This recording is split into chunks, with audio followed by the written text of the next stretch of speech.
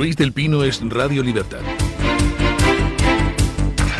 Comenzamos el repaso a las noticias actualizando la información que tenemos de la tragedia en Adamuz. Aumentan a 37 la cifra de personas desaparecidas, mientras que los bomberos y los servicios de emergencias continúan la labor de rescate de posibles supervivientes. De momento ya son 40 los muertos y más de 150 las personas heridas en la peor tragedia ferroviaria desde 2013. Las primeras investigaciones apuntan a un problema en la infraestructura. Los expertos señalan un fallo en el cambio de agujas en el enclave de Adamuz, una zona con un largo historial de incidencias. De hecho, se sospecha que podría haber un defecto en las soldaduras al haberse reparado de forma manual en vez de eléctrica y un mal embridamiento de la vía, lo que habría provocado una serie de vibraciones y fatiga del material. El ministro Óscar Puente insiste en que concretamente ese tramo se había renovado el pasado mes de mayo con 700 millones de inversión. Sin embargo, el sindicato mayoritario de maquinistas ya había alertado en agosto del deterioro y pidieron reducir la velocidad de 250 km por hora por diferentes botes que se estaban produciendo en esa vía. Adif reconoce 106 incidencias en esa línea desde el año 2017, 20 de ellas en Adamuz. Por tanto, en principio se descarta un error humano y gana fuerza la hipótesis de una rotura o un defecto en la unión de los raíles.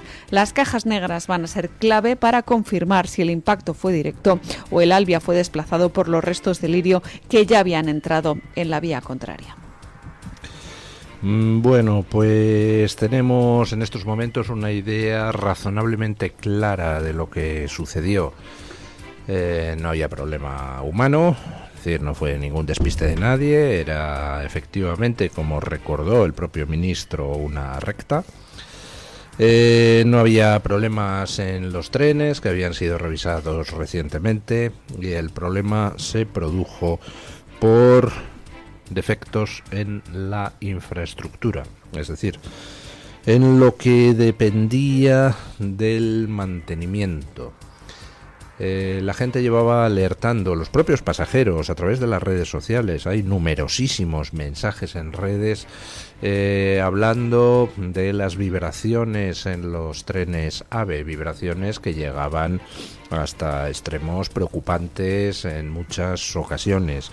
Los maquinistas alertaron de esas vibraciones que se producían en aquel tramo. Nadie hizo nada para evitar algo que antes o después pues tenía que provocar una tragedia. El mantenimiento de las vías férreas en España es cada vez peor, con un gobierno que cada vez nos saquea más a impuestos, pero que dedica esos impuestos a la corrupción, a la colocación de amigos y a la subvención de todo tipo de mandangas, mientras los servicios públicos se caen a pedazos.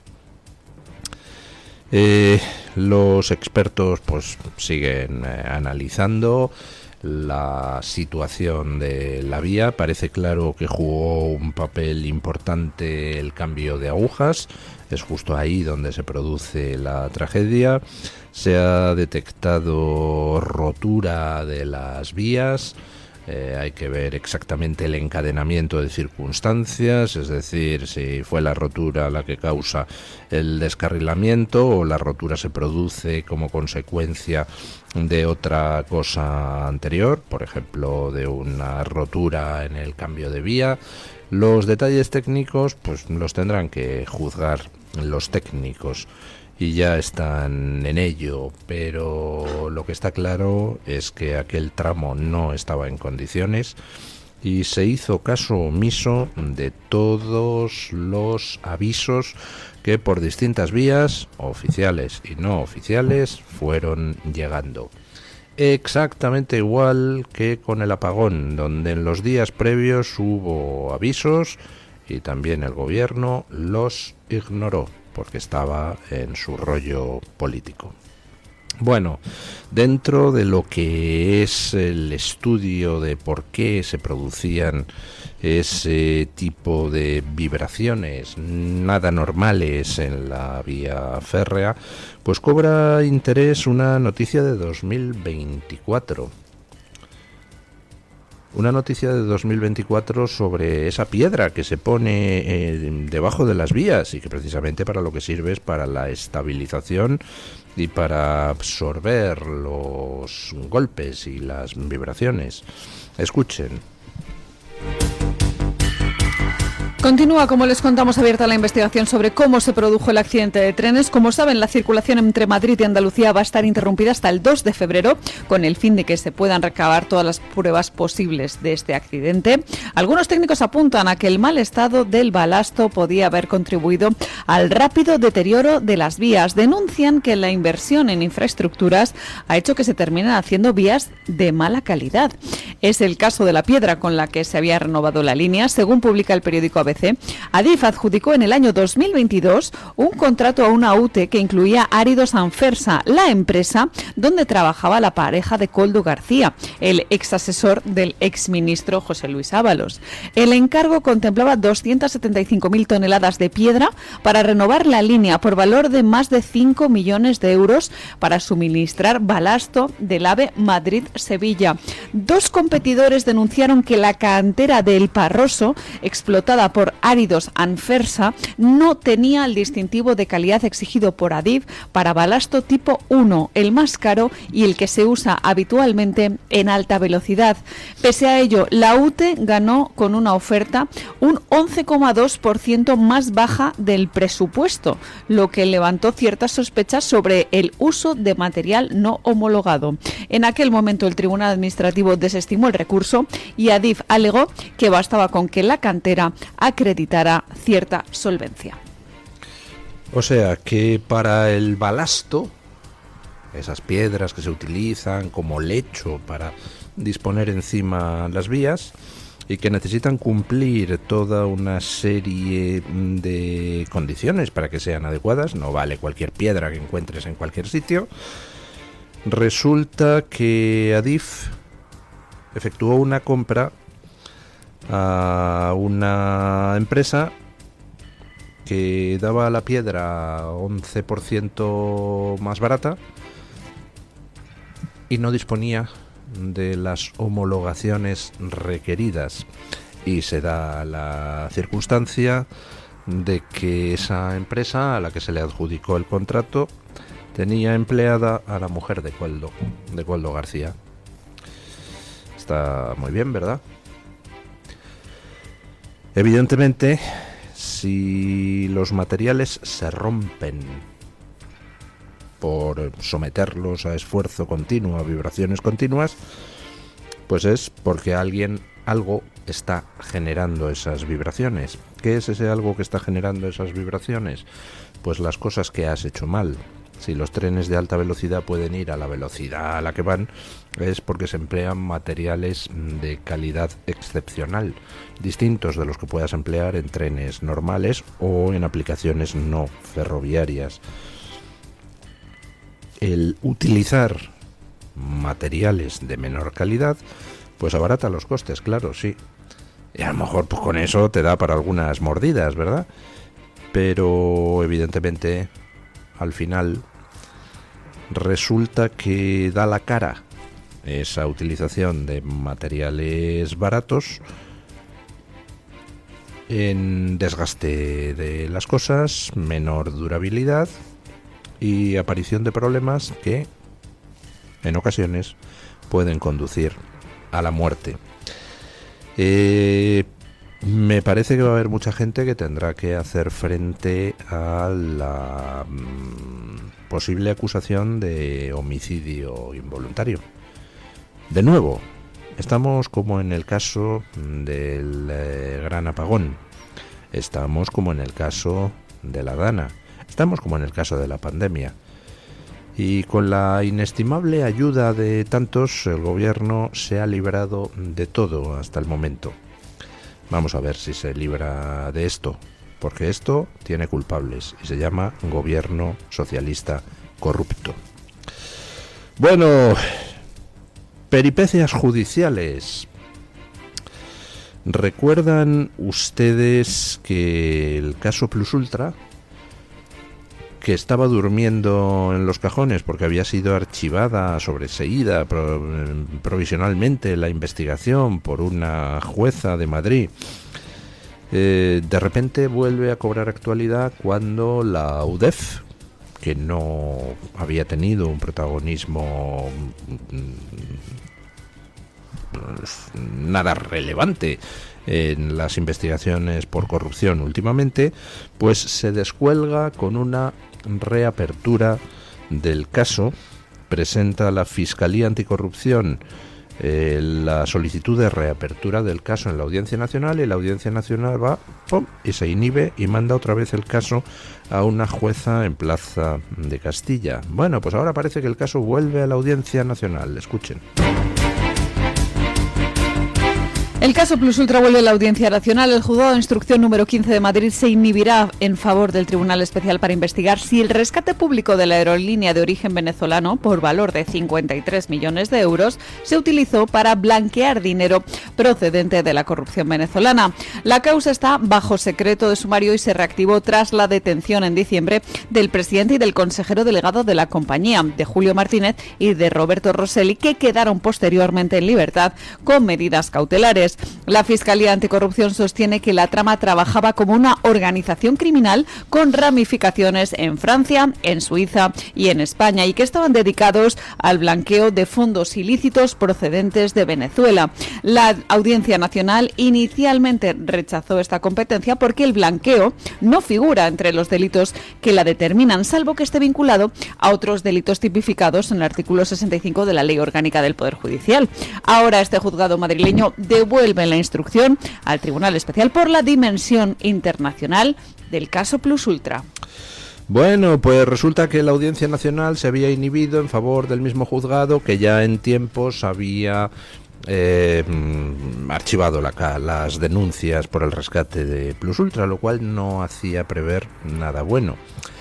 Lo único positivo era que estaba ahí la Fiscalía Anticorrupción, que es quien está en otros casos con la UCO, no con la UDEF, llevando las investigaciones, así que bueno, cabía esperar que la Fiscalía Anticorrupción, que había llevado el caso a la Audiencia Nacional, pues hombre, algo hiciera para que el juzgado de Plaza de Castilla no volviera a dejar en nada las investigaciones. Y ha habido una decisión de la jueza, una decisión reciente, que llamó la atención, y es que la jueza pues ordenó, posiblemente a solicitud de la Fiscalía Anticorrupción, que los miembros de la UDEF que participaban en la investigación no informaran a sus superiores sobre las investigaciones realizadas.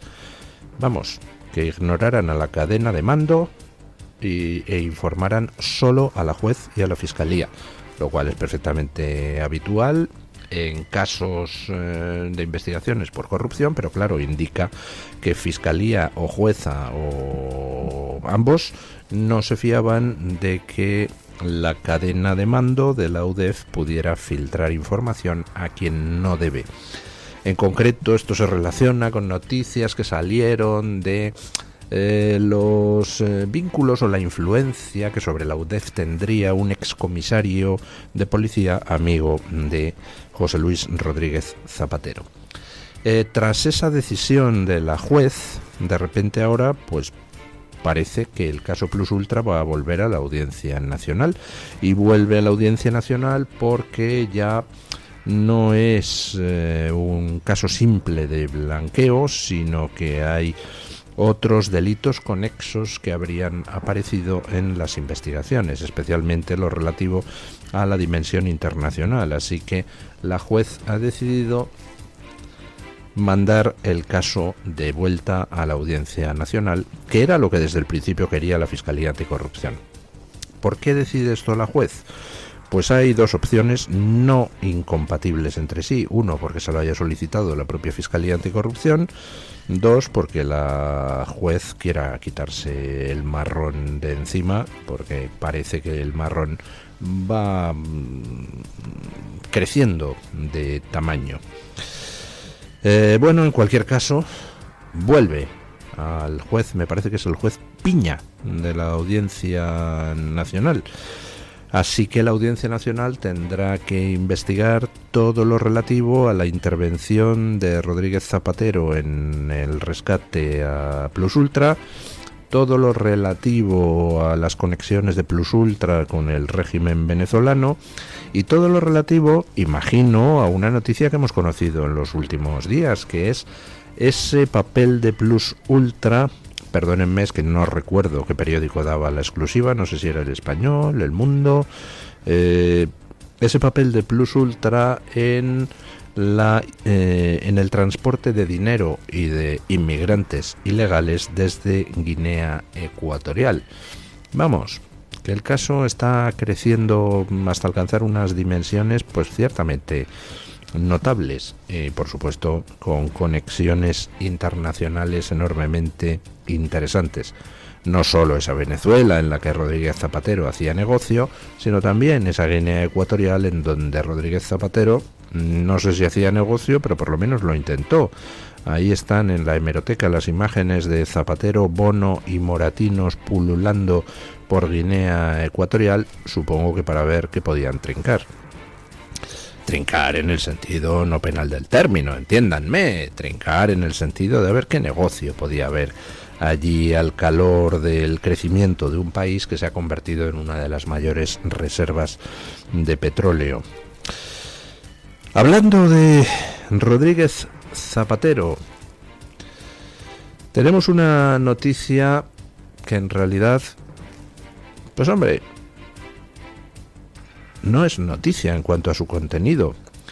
¿Recuerdan ustedes la liberación, el exilio de Edmundo González? ¿Recuerdan ustedes el cómo Edmundo González sale de Venezuela, se supone que por intermediación de Rodríguez Zapatero, y llega aquí y se entrevista con Sánchez y todas esas cosas, y todos diciendo, uy, madre mía, qué raro, a este hombre le tienen chantajeado con su familia que se ha quedado en Venezuela? Bueno, pues ahora la hija de Edmundo González confirma lo que todos sospechábamos. Confirma los, iba a decir intentos de extorsión, no, las extorsiones a las que se la sometió en Venezuela por parte de distintas instancias. Escuchen. Terminamos el repaso a este bloque de noticias hablando de Venezuela porque continúa la represión por parte del régimen de Delcy Rodríguez. De hecho, la hija de Edmundo González denuncia extorsiones para que su padre abandone la política. Y es que Mariana González asegura que le ofrecieron la libertad de su marido, de Rafael Tudares, a cambio de que el líder oposición renunciara a su lucha por la libertad de Venezuela. Según su relato, las presiones ocurrieron en embajadas, en sede del arzobispado y en oficinas de organizaciones que dicen defender los derechos humanos. Rafael Tudares, yerno de Edmundo González, fue condenado el pasado mes de diciembre a 30 años por supuestos delitos de terrorismo y de conspiración tras un juicio exprés sin defensa propia. Ahora mismo está preso en la cárcel del Rodeo, donde permanece meses en desaparición forzada. Su mujer, Mariana González, denuncia que estas extorsiones son parte de un patrón de coacción contra su familia y pide el fin del ensañamiento contra su esposo, Rafael Tudares. Bueno, pues se confirma lo que todos sospechábamos. Se confirma que a Edmundo González le chantajearon de forma miserable. Le chantajearon hasta el punto de que se ha llegado a detener a su yerno, condenarle a 30 años de cárcel, y resulta que en todo ese proceso aparecen determinados personajes. No los nombra la hija de Edmundo González, pero da los suficientes datos como para que sepamos quién es alguno. Aparecen distintos personajes para decirle a la hija que bueno, que si quiere que su marido, es decir, el yerno de Edmundo González, salga de la cárcel, pues que entonces convenza a su padre de que deje de dar la plasta al régimen chavista. Así es como se comportaba el régimen venezolano con quien había ganado las elecciones en Venezuela. ¿Y quiénes son los que se dedicaron a extorsionar a la hija de Edmundo González? Es decir, al propio Edmundo González. Pues no lo dice Mariana González, pero señala claramente dice que se produjeron 3 intentos de extorsión. Uno, que esos intentos se produjeron en embajadas, en la sede del arzobispado y en la sede de una organización que dice defender los derechos humanos. Embajadas. Pues la única embajada donde parece que se brujuleó para sacar a Edmundo González y para intermediar, léanlo ustedes entre comillas, lo de intermediar, entre el ganador de las elecciones y la dictadura chavista fue la embajada española. ¿Recuerdan esa reunión de Edmundo González allí en la embajada? Este intento de extorsión es posterior, podría haber sido en otra embajada. Pero vamos, todos sospechamos que se está refiriendo a la embajada española, ¿no?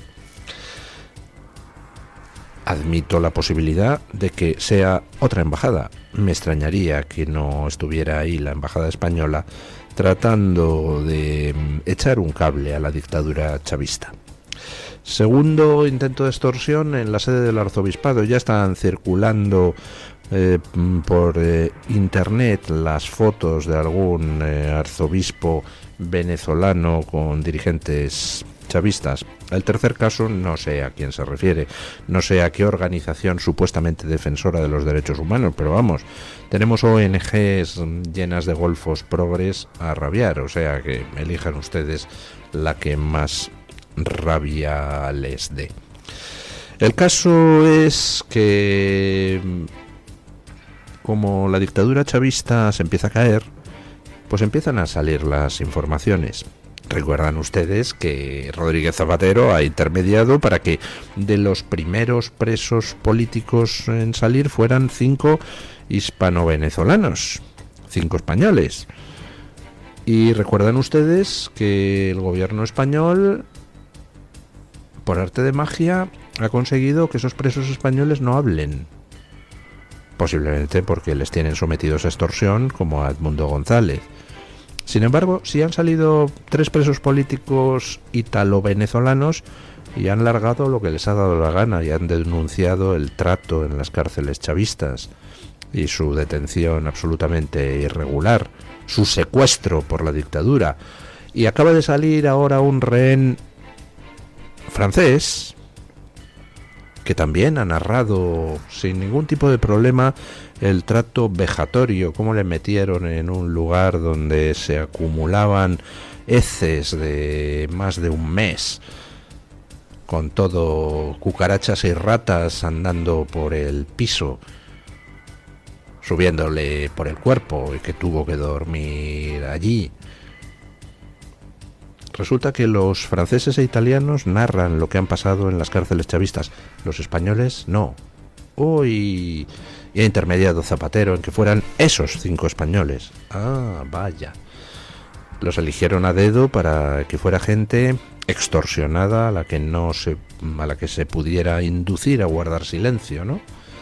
Ya. Comprendo. Hasta el momento pues van aproximadamente 150 presos políticos liberados, hasta 820 quedan unos cuantos, pero el hecho de que ya esté denunciando las extorsiones la hija de Edmundo González, denunciándolas públicamente con una carta abierta, el hecho de que se haya liberado a rehenes italianos y franceses que están cantando el trato inhumano, vejatorio, degradante de las cárceles de la dictadura, indica que están empezando a salir presos incómodos. Ya no son esos a los que se les puede chantajear para que no hablen, ya son presos que están hablando. Y los que están saliendo son, digamos, los presos más, perdónenme la expresión, más light, en el sentido de que son aquellos que algunos han recibido un trato inhumano, degradante, vejatorio, pero de momento no han soltado a ninguno de los que ha sufrido torturas duras, que están documentadas por el Foro Penal Venezolano, están documentadas por la ONU, hasta por la ONU, por Amnistía Internacional, hasta por Amnistía Internacional. Esos todavía no han empezado a salir. Vamos a ver cuando salgan. El caso es que ya se está empezando a escuchar la voz de las catacumbas, la voz de las cárceles asquerosas de la dictadura chavista para la que ha trabajado Rodríguez Zapatero, de la dictadura chavista con la que ha colaborado Podemos, Pablo Iglesias, Monedero, Errejón, de la dictadura chavista con la que ha colaborado, ha negociado, ha trabajado el gobierno de Sánchez. Ya están empezando a salir las torturas, el trato vejatorio de vuestros amigos, y vais a tener que responder por vuestro apoyo a esa dictadura repugnante, como vais a tener que responder de tantas otras cosas. Hay que ver la cantidad de acontecimientos a que da lugar una operación bien ejecutada, ¿verdad? La operación de detención de Maduro va a costar desatascar Venezuela, va a costar que caiga por completo la dictadura, y tendremos algún susto en forma de intentos de involución, pero nada va a servir. El régimen chavista va a caer y muchos van a tener que rendir cuentas por lo que han hecho dentro y fuera de las cárceles y los centros de tortura venezolanos. Y muchos van a tener que rendir cuentas por cómo han colaborado con los asesinos, con los torturadores, con los saqueadores de Venezuela. En fin, vamos con don Williams Perdomo para que nos cuente qué trae hoy Voz Media en portada. Buenos días, don Williams. Muy buenos días, amigos de Mañanas en Libertad. En Voz seguimos informando sobre las noticias más importantes de Estados Unidos y el mundo. En esta oportunidad encontrarán que bandas armadas secuestraron a 163 fieles cristianos después de asaltar 2 iglesias en el norte de Nigeria. La información fue confirmada por un miembro del clero que conversó con la AFP. Es el último de una ola de secuestros que afectan a cristianos en ese país. Entre tanto, China registró en 2025 su menor tasa de natalidad desde que existen datos. Esto según cifras oficiales publicadas este lunes, tras 4 años seguidos de reducción demográfica y a pesar de las iniciativas del régimen comunista destinadas a frenar esa caída. Las autoridades chinas han buscado elevar las cifras de matrimonios y nacimientos mediante incentivos como ayudas para guarderías y gravámenes aplicados a métodos de protección. Y finalmente contarles que Donald Trump no da marcha atrás, quiere Groenlandia.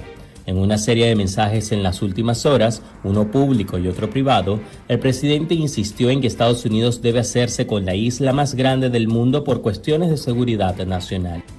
El domingo, 8 países europeos y aliados de Estados Unidos en la OTAN redoblaron la apuesta contra Trump, comprometiéndose con la soberanía danesa sobre la isla.